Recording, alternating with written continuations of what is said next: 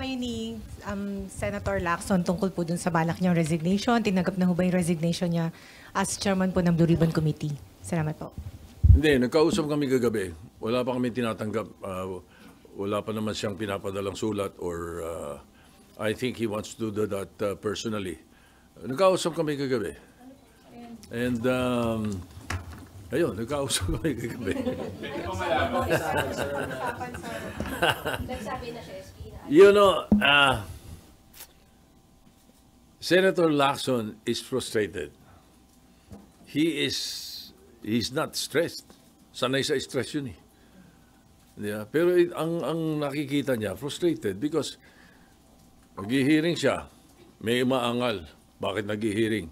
Pag hindi siya nag-hearing, may umaangal. Ba't hindi nag-hearing? Ano ba talaga? Diba? So,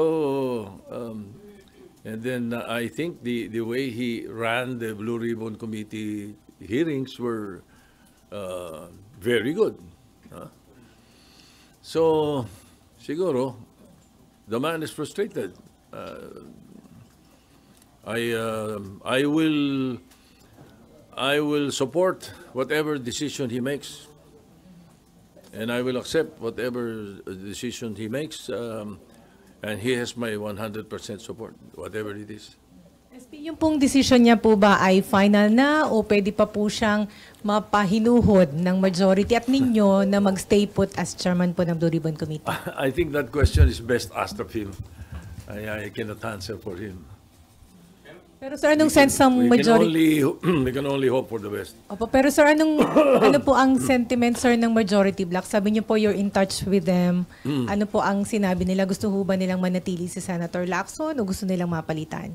Karamihan, hindi naman ko komentaryo iba pa, pero yung karamihan ay sinasabing nila na baka pwede pa makausap si Senator Lacson. Para po? To stay. Kasama ba yung sa napag-usapan niya? Sinabi niyo po ba sa kanya to reconsider his decision? Hindi, because I was checking on our WhatsApp group, after Senator Lacson and I talked already. It was late in the evening. Last night. Sir, Sir, meron po kasi mga nagko-comment na kaya raw po aalis si Senator Ping is para hindi na ma-unstabilize yung pong, ma-destabilize yung pong Senate leadership na meron daw pong namumuungko, parang siya na lang daw yung sacrifice dahil maraming hindi masaya daw dun sa pagpapatakbo niya ng Blue Ribbon.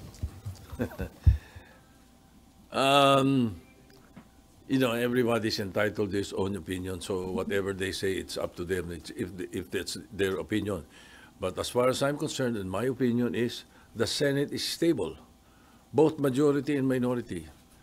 I am very sure that the Senate is stable, and we will make sure, under my leadership, we will make sure that everything will be transparent, everything will be accountable. What do you make of those rumors na merong attempt to unseat you and install a new leadership? Hindi ko alam kung saan nanggagaling eh. Alam mo naman dito sa Senado, pagka nanggagaling sa social media yung kwento, hindi ka, madaling kumalat dahil social media, pero I don't see it coming from anywhere. In fact, the other day, nagkausap kami ni Senator Alan at nababanggit na rin yan eh. Sabi niya nga, siya mismo nagsabi sa akin, wala naman akong kinakausap kahit sino eh, sabi rin niya. And you believe him, sir? Yeah, I believe him. Sir, yung pong napag-usapan ninyo sa majority regarding dun sa leadership po, nag-loyalty check ba kayo or sila mismo kinausap kayo after hearing the story na sa inyo pa rin yung suporta po nila? Nagkakausap-usap naman kami. Pagka mayroong mga lumilitaw na ganyan, I get messages from some of them saying na, ano ba yan, we should listen to that, mga ganun-ganun. Yeah, no need for a loyalty check. How confident are you, SP, that the majority still... How confident are you, SP, that the majority bloc still supports your Senate presidency? I'm quite confident. But as usual, any senator who is elected into the leadership only serve at the pleasure of your colleagues, of your peers. So we always leave it at that. But as far as I'm concerned, and as far as I know now, I'm quite confident that we are stable, and the leadership of the Senate is well in place. May interviews kay Senator JV na parang may lumabas sa mga reports na may balak siyang kumala sa majority. May ganun ho bang na sabi po sa inyo? Paulit-ulit si JB, sinasabi niya na nung araw pa yan, rehash daw yan eh. And he was interviewed and quoted that, I think about more than 2 weeks ago, when the issue of the interview of Senator Lacson mentioned about certain insertions of some senators, or almost all like that. Parang ganun yung ginabi. That was the reaction of Senator JV the following day.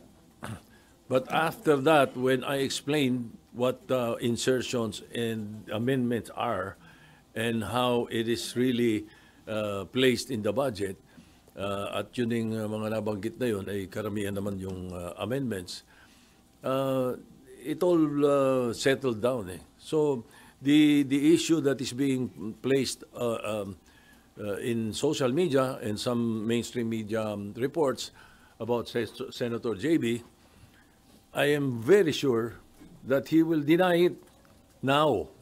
You know, he did say that before, but in fact, I was on the phone with him yesterday, telling him about plano ni Senator Lacson, and he was quite worried. Sabi niya, mahirap papag-usapan natin, parang gano'n.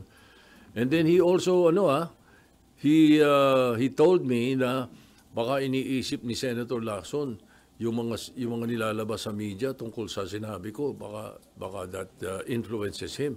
Sabi ni Senator JB, that's an old rehash, sabi niya.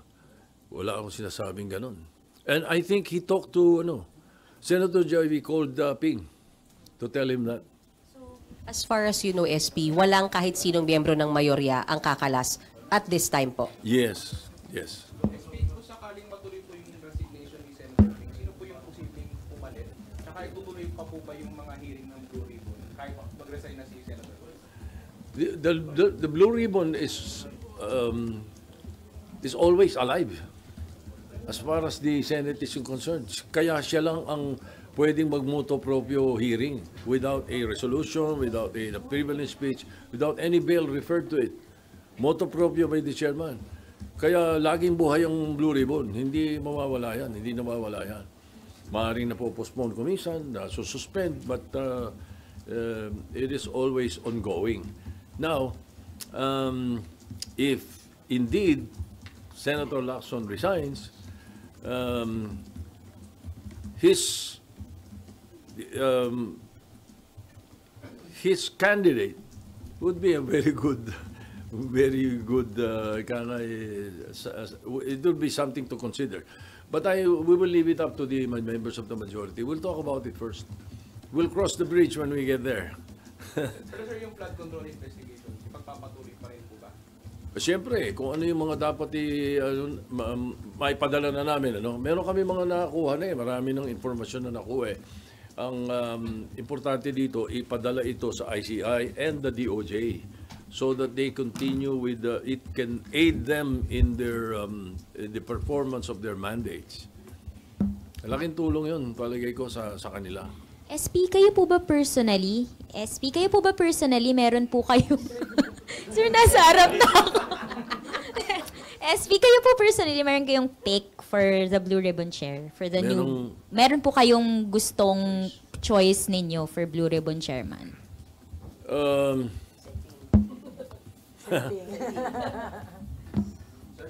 Other than Senator Lacson, there are about 3 or 4 members of the Senate who I think would be able to handle it also, but mahirap sundan din yung footsteps ni Senator Lacson. Sir, itong mga lang po din, parang change of leadership again, tingin nyo outside forces po, meron nang iintriga lang sa Senado? Posible. Malamang may mga nag-iintriga lang sa Senado. Sige, sapagkat Pagkausap ko naman yung leadership ng minority, wala naman kaming hindi pinagkakaunawaan eh. I'm sure. Yeah.